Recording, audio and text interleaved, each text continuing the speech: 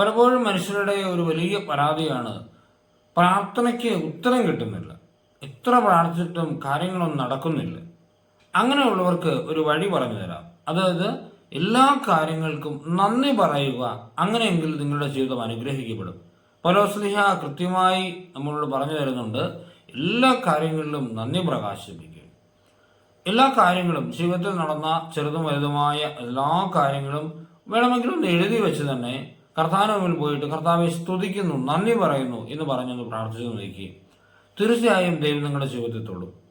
വലിയൊരു ആത്മീയ ആഹ്ലാദം നമ്മൾ അനുഭവിക്കും. ഓരോ കാര്യങ്ങൾക്കും പക്ഷെ നമ്മൾ മറന്നുപോയതായിരിക്കാം. അതെല്ലാം ഓർത്തെടുത്ത് ദൈവമേ എന്നെ വഴി നടത്തിയതിന് നന്ദി കേട്ടോ എന്ന് പറയുന്ന ഒരു ശീലം നമുക്കുണ്ടാവട്ടെ. ഈശോ നമ്മളെ അനുഗ്രഹിക്കും. നമ്മുടെ വഴികളൊക്കെ തുറക്കപ്പെടും. ഉറപ്പാ. നമ്മുടെ കർത്താവീശോ മിശിഹായുടെ കൃപയും പിതാവായ ദൈവത്തിന്റെ സ്നേഹവും വിശുദ്ധാത്മാവിന്റെ സഹവാസം ഉണ്ടായിരിക്കട്ടെ, എപ്പോഴും എപ്പോഴും എന്നേക്കും. ആമേൻ.